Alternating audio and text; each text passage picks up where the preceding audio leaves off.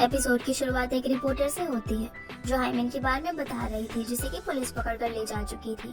तभी हमें हाइमन का फ्लैशबैक दिखाया जाता है जहां हम हाइमन का बचपन देखते हैं जब वो अपने पेरेंट्स से बिछड़कर खो चुकी थी। तभी वहां पर एक आदमी आता है और उससे कहता है कि क्या वो खो गई है। तो हाइमन की हाँ कहने पर वो कहता है कि वो उसे उसके पेरेंट्स के पास लेकर जाएगा। ये कहकर वो उसे अपने साथ ले जाता है। आगे हम हाई स्कूल की हाइमन को देखते हैं जहाँ उसे कुछ बच्चे परेशान कर रहे थे और कह रहे होते हैं कि वो सब अनाथ है। पर हाइमन कह रही थी कि वो अनाथ नहीं है क्योंकि उसे पता था कि उसकी मॉम डैड जिंदा है। जिसके बाद हम उसे एक स्टोर से जूस का कैन चुराते हुए देखते हैं और जैसे ही वो उसे लेकर बाहर आती है वो देखती है कि उस शॉप के बाहर एक पैम्पलेट लगा हुआ था जिसमें हाइमन की बचपन की फोटो रखी थी और मिसिंग लिखा हुआ था। ये देखकर हाइमन वहीं पर खड़ी रह जाती है और शॉपकीपर उसे चोरी करने की वजह से पकड़ लेती है। फिर जब हाइमन के पेरेंट्स उसे फाइनली खोज लेते हैं तब वो उसे देखकर काफी ज्यादा खुश होते हैं और उसे हक कर लेते हैं। पर तभी हाइमन वहाँ पर स्योजन को खड़ा हुआ देखती है। उसे देखकर हाइमन पूछती है कि आखिर वो कौन है। तो स्योजन हाइमन से नजरें नहीं मिला पा रहा था। फिर हमें एक सीन दिखाया जाता है जहाँ डिनर टेबल पर काफी सारा खाना रखा हुआ था और वहीं पर एक केक भी रखा हुआ था जिसके नीचे एक फोटो होता है जिसमें लिखा हुआ था हैप्पी बर्थडे स्योजन। इसे देखकर वो और ज्यादा उदास हो जाती है। तभी वो नोटिस करती है कि उसके खोने की डेट 5 मई थी और उसी सेम दिन स्योजन का बर्थडे होता है। ये देखकर वो चिल्लाने लगती है और इसी के साथ फ्लैशबैक खत्म हो जाता है जहाँ हमने हाइमन का पास्ट देखा कि कैसे वो अपनी फैमिली से बिछड़ जाने के बाद कितना ट्रॉमेटाइज हुई थी। प्रेजेंट में हम ओहारन को देखते हैं जिसने अपने घर में एक कुत्ता पाल रखा होता है। तभी उसे एक न्यू मेमोरी याद आती है जिसमें 28 साल का स्योजन उसे कह रहा था कि उस कुत्ते के आने के बाद वो तो उसे पूरी तरह भूल ही चुकी है और क्योंकि हाइमन तो पास्ट में ही अरेस्ट हो चुकी थी इसलिए वो स्योजन को मार नहीं पाई थी और स्योजन अभी भी जिंदा है। तभी ओहारन को युनसुंग का कॉल आता है जो कि उसे जल्दी से एक रेस्टोरेंट में बुलाता है। वो उसे जल्दी से आने को कहता है क्योंकि उनका आज साथ में डिनर करने का प्लान था। वो उसके बुलाने पर वहाँ पर चली जाती है और जाते ही वो स्योजन को हक करके उससे सॉरी कहती है क्योंकि 10 साल पहले उसने उस पर शक किया था। ये सब सुनकर स्योजन उसे बोलती है कि उसने तो उसे पहले इस चीज के लिए माफी मांग ली थी। इतने में स्योजन और यूआई किम वहाँ पर आ जाते हैं और उन सबको साथ में देखकर वो काफी खुश होती है। डिनर के बाद जब ओहारिन और स्योजन घर पर जा रहे होते हैं ओहारिन उससे पूछती है कि क्या वो वीकेंड पर कहीं जा सकते हैं। पर स्योजन उसे बताता है कि वो वीकेंड पर अपनी फैमिली के साथ कहीं पर जा रहा है क्योंकि अगले वीक हाइमन जेल से छूटकर वापस आ रही है। ये कहते हुए स्योजन थोड़ा सा घबराया हुआ और नर्वस सा होता है जो देखकर ओहारिन उसे गले लगा लेती है। अगली सुबह स्योजन जल्दी से उठकर जॉब पर जाने के लिए रेडी हो रहा था और ओहारिन उसे रेडी होता हुआ देखकर काफी खुश हो रही थी क्योंकि फाइनली स्योजन जिंदा था और उसके साथ था। जिसके बाद हम ओहारिन को उसके काम पर देखते हैं जहाँ उसके सीनियर उसे न्यू वॉलंटियर्स की लिस्ट चेक करने को कहती है और उसकी कलीग उसे बताती है कि आज एक एक्स्ट्रा वॉलंटियर यहाँ पर आने वाली है। फिर जब ओहारिन सारे वॉलंटियर्स की अटेंडेंस ले रही होती है तभी उसका चेहरा फीका पड़ जाता है क्योंकि उस लिस्ट के अंदर हाइमन का नाम भी लिखा हुआ था और उसे देखकर हाइमन भी खड़ी की खड़ी रह जाती है। काम करने के बाद ओहारिन हाइमन से उसका नंबर मांगती है ताकि वो उसे काम पड़ने पर कॉल कर सके। तो हाइमन उसे अपनी मॉम का नंबर दे देती है। इसके बाद हाइमन उससे उसका नंबर पूछती है तो वो उसे हिचकिचाते हुए अपना नंबर भी दे देती है। घर जाते वक्त ओहारिन कॉल करके सुजिन को बताती है कि आज वो हाइमन से मिली थी और उसने उसका नंबर भी मांगा। ये सुनकर सुजिन कहती है कि अगर वो उसे कॉल करे तो वो उसकी कॉल का जवाब ना दे। फिर जब वो ओहारिन अपने घर पहुंचकर काम कर रही होती है तभी उसे एक अननोन नंबर से कॉल आता है। कॉल पर एक लड़की होती है जो कि ओहारिन से कहती है कि स्योजन हॉस्पिटल में एडमिट है और उसकी कंडीशन काफी खराब है। जो सुनकर ओहारिन टेंशन में आ जाती है और भागकर हॉस्पिटल की तरफ जाने लगती है कि तभी उसे स्योजन का कॉल आता है जो कि बिल्कुल सही सलामत था। ये देखकर उसे पता चल जाता है कि किसी ने उसके साथ प्रैंक किया है। इसके बाद वो वापस से अपने घर जाती है। तभी वो देखती है कि ओहारिन का डॉग किसी पर भौंक रहा है। इतने में ही वहाँ पर हाइमन आ जाती है जो कि वहीं पर छुपी हुई थी। वो ओहारिन को इंजेक्शन देकर बेहोश कर देती है और स्योजन के कैमरा से ली गई फोटो को खोजने लगती है। ओहारिन पूरी तरह से बेहोश नहीं हुई थी इसलिए वो सब कुछ देख पा रही थी। हाइमन को अब थोड़ा बहुत खोजने पर वो फोटो फ्रेम मिल जाता है और वो उसमें से उस फोटो को निकाल लेती है। ओहारिन यहाँ पर इसे उस फोटो को जलाने से रोक रही होती है पर वो ऐसा नहीं कर पाती। हाइमन जब उस फोटो को जला रही होती है तब ओहारिन उसका पैर पकड़ लेती है। जिसके बाद हम देखते हैं कि हाइमन अब पास्ट में आ चुकी है और क्योंकि ओहारिन ने उसका पैर पकड़ लिया था इसलिए वो भी उसके साथ पास्ट में आ गई थी। पास्ट में आते ही जब वो डेट चेक करती है तो उसे पता चलता है कि वो अपने बर्थडे के दिन आ चुकी है। ये देखते ही वो स्योजन को ढूंढने के लिए चली जाती है। दूसरी ओर हम हाइमन को देखते हैं जिससे कि पुलिस पूछताछ कर रही होती है पर वो उनके किसी भी सवाल का जवाब सीरियसली नहीं दे रही होती। वो पुलिस से पूछती है कि क्या वो वॉशरूम यूज कर सकती है और अजीब तरह से हंसने भी लगती है। दूसरी तरफ ओहारन जो कि स्योजन को स्कूल में खोज रही थी, जहाँ यूनसोंग उसे बताता है कि वो तो हॉस्पिटल में है। ये सुनकर ओहारन घबरा जाती है, पर उसके दोस्त उसे बताते हैं कि हाइमिन को जब पुलिस ले जा रही थी तब स्योजन की मॉम बेहोश हो गई थी, इसलिए स्योजन अपनी मॉम के साथ हॉस्पिटल गया है। दूसरी तरफ हम हाइमिन को देखते हैं जो कि जेल के वॉशरूम से भाग जाती है, और इधर ओहारन स्योजन को कॉल मिला रही थी, पर वो उसका फोन नहीं उठा रहा था क्योंकि वो अपनी बेहोश मॉम के साथ था। बाद में जब स्योजन ओहारन की मिस्ड कॉल देखकर उसे कॉल करता है तो ओहारन उसे बताती है कि हाइमिन फिर से पास में आ गई है, ताकि वो किसी तरह उस चाकू को खोजकर डिस्ट्रॉय कर सके जिससे उसने किमशिन को मारा था। वहीं पुलिस को भी पता चल जाता है कि हाइमिन अब जेल से भाग चुकी है।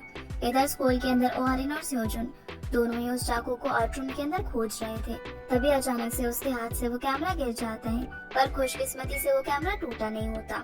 इसके बाद वो दोनों फिर से चाकू को ढूंढने लगते हैं, पर वहाँ पर कोई भी चाकू नहीं होता।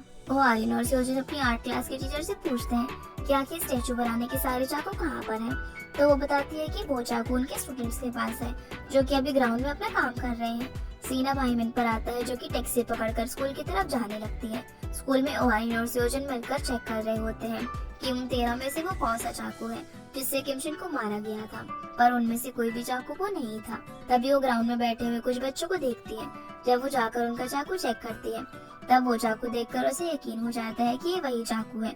और इस बीच हाइमिन भी स्कूल के अंदर आ चुकी थी। वो अपने लॉकर से सॉलिटर निकाल लेती है, और जब ओहारन उन ग्राउंड में बच्चों के पास होती है तब हाइमिन एक लड़के को स्योजन के पास भेजती है जो कि उसे कहता है कि उसे ओहारन ने टेरेस पर मिलने के लिए बुलाया है। ये सुनकर वो वहाँ पर जाने लगता है। वो ओहारन को कॉल भी करता है, पर ओहारन से वो कॉल मिस हो जाती है क्योंकि वो उन बच्चों के साथ बिजी थी। उसे वो चाकू मिल चुका था जिससे कि किमशिन का खून हुआ था। वो ये बात बताने के लिए स्योजन को कॉल करती है, पर उसका कॉल अब नहीं लग पाता। दूसरी तरफ जैसे ही स्योजन टेरेस पर पहुंचता है तो हाइमिन उसे इंजेक्शन देकर बेहोश कर देती है। वो उसका फोन लेकर ओहारन को टेरेस पर आने के लिए कहती है, जो सुनकर ओहारन जैसे ही टेरेस पर पहुंचती है तो वहाँ पर स्योजन को बेहोश पड़ा हुआ देखती है, और हाइमिन ने उसे गले पर चाकू रखा हुआ था। हाइमिन यहाँ पर ओहारन को वो एविडेंस देने के लिए कहती है तो ओहारन ऐसा कर भी देती है। वो हाइमिन से रिक्वेस्ट करती है कि वो स्योजन को ना मारे, जो सुनकर हाइमिन बोलती है कि आखिर वो सभी लोग स्योजन की इतनी परवाह क्यों करते हैं, वो सिर्फ उसका एक सब्स्टिट्यूट है। तभी ओहारन नोटिस करती है कि स्योजन को होश आ रहा है, जिसे देखकर वो हाइमिन की ओर बढ़ने लगती है। हाइमिन यहाँ पर उसे अपने पास आने से मना करती है। तभी स्योजन को होश आ जाता है। वो हाइमिन को पुश करके दूर धकेलता है, और हाइमिन यहाँ पर उस पर हमला करने के लिए जा ही रही थी कि ओहारन उसे पकड़ लेती है और उसे लेकर वहाँ से नीचे कूद जाती है। स्योजन उसे बचाने की कोशिश करता है, पर वो कुछ नहीं कर पाता।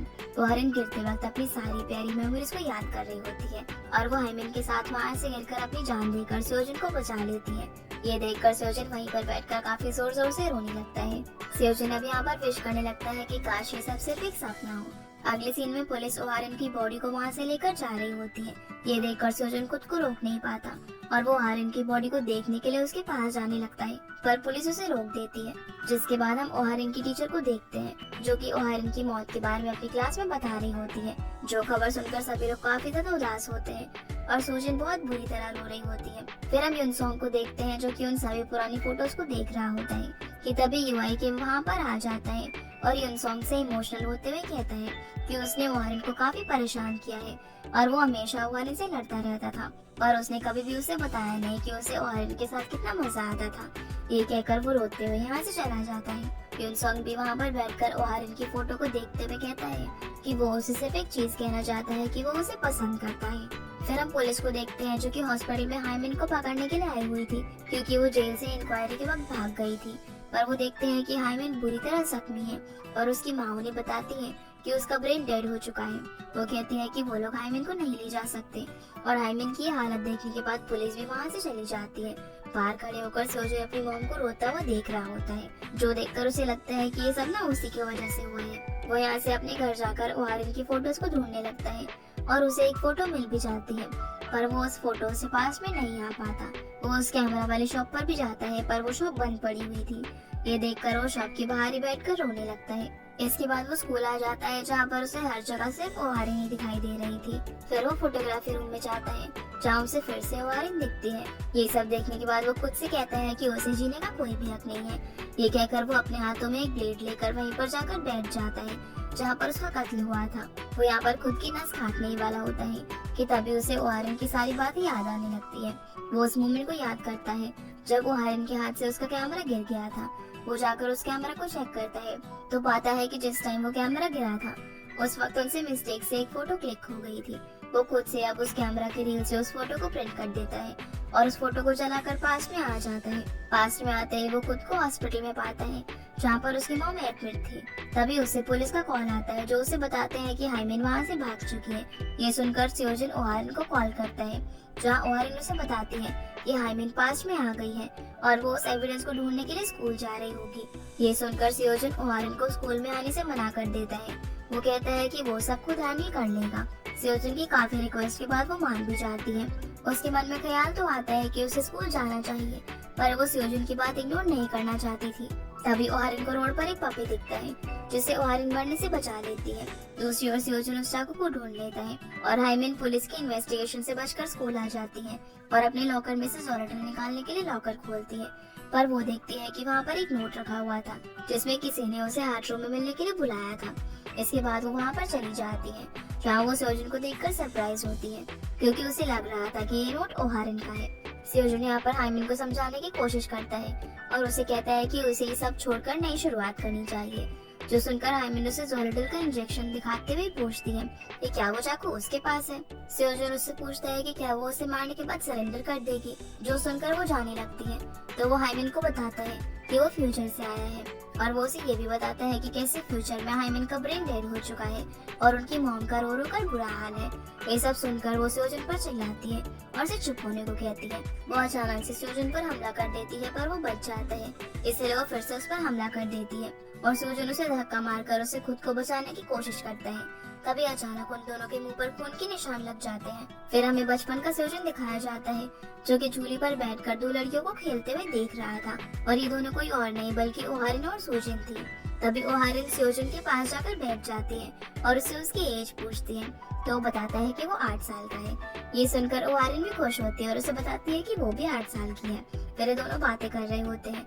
तभी सूजिन ओहारिन को घर चलने के लिए बुला लेती है, इसलिए ओहारिन उसे बाय कर यहाँ से चली जाती है और उसके जाने के बाद सूजिन भी स्माइल करने लगता है। प्रेजेंट में हम देखते हैं कि सूजिन को डॉक्टर स्ट्रेचर पर ले जा रहे होते हैं जहाँ उसके पेट से खून निकल रहा था और ओहारिन और सूजिन की मॉमी देखकर काफी रो रहे थे। अगले दिन हम ओहारिन को सूजिन के बेड के बगल में देखते हैं जहाँ डेट चेक करते हुए कहती है कि 1 दिन हो गया है पर वो अभी तक वापस अपने टाइम में क्यों नहीं गई। ओहारिन अभी यहाँ से चाहकर भी अपने टाइम में नहीं जा सकती थी क्योंकि वो प्रेजेंट टाइम में तो मर चुकी थी। तभी ओहारिन को सियोजिन की वो बात याद आती है जब उसने उसे स्कूल में जाने से मना किया था, जिसे याद कर वो समझ जाती है कि सियोजिन उसे बचाने के लिए पास में आया है। सियोजिन की मॉम अब यहाँ पर ओहारिन को थोड़ा सा आराम करने को कहती है पर तभी पुलिस वहाँ पर आ जाती है और उसे कहती है कि हाइमेन ने उसे बुलाया है। वो बोल रही है कि वो सिर्फ उसी से बात करेगी। पुलिस के कहने पर ओहारिन हाइमेन से मिलने के लिए चली जाती है। हाइमेन ओहारिन को देखकर उससे पूछती है कि क्या सियोजिन मर गया। तभी हम फ्लैशबैक देखते हैं जहाँ जब हाइमेन सियोजिन को मारने की कोशिश कर रही थी तब सियोजिन उसे धक्का मार देता है और वो हाइमेन को मारने ही चाह रहा था पर वो ऐसा नहीं कर पाता। तब मौका देखकर हाइमेन अपनी पॉकेट से चाकू निकालकर सियोजिन को मार देती है। प्रेजेंट में हाइमेन ओहारिन से कहती है कि सियोजिन अपनी जान से भी ज्यादा ओहारिन को चाहता है, इसलिए अब से वो उसे ही परेशान करेगी। ओहारिन बोलती है कि उसने पास से काफी छेड़खानी की है जिसका नतीजा तो उसे भुगतना ही पड़ेगा। ये कहकर वो यहाँ से चली जाती है। तभी ओहारिन को सियोजिन की मॉम का कॉल आता है जहाँ वो रो रही होती है। ये देखकर वो जल्दी से टैक्सी लेकर हॉस्पिटल की तरफ भागती है।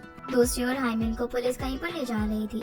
तभी वो पुलिस से अपना हाथ छुड़ाकर भाग जाती है पर जैसे ही वो रोड क्रॉस कर रही थी एक कार आकर उसे टक्कर मार देती है और हाइमेन वहीं पर मारी जाती है। वहीं जब ओहारिन हॉस्पिटल पहुंचती है तो देखती है कि सियोजिन बिल्कुल ठीक हो चुका है।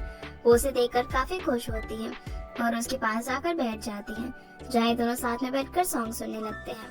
फिर हम कुछ महीने बाद का सीन देखते हैं जहाँ पर ओहारिन स्कूल आती है और उसके फ्रेंड्स उससे पूछने लगते हैं कि आखिर वो सियोजिन को कब कन्फेस करेगी। इसके बाद ये लोग यहाँ से चले जाते हैं और यूनसॉन्ग ओहारिन से कहता है कि उसने उस दिन उन दोनों को फोटोग्राफी रूम में बात करते हुए देखा था। वो उससे पूछते हैं कि क्या वो सच में फ्यूचर से आई है, जिस पर ओहारिन हाँ कहती है। तो वो पूछता है कि क्या वो दोनों फ्यूचर में भी अच्छे दोस्त हैं, जिसका जवाब भी ओहारिन हाँ में देती है। ये सुनकर वो उसे सियोजुन से अपनी फीलिंग्स कन्फेस करने को कह देता है और वहाँ से चला जाता है। तभी वहाँ पर सियोजुन आ जाता है और फाइनली ओहारिन उसे प्रपोज कर देती है, जहाँ सियोजुन भी उसे हक करके हाँ बोल देता है।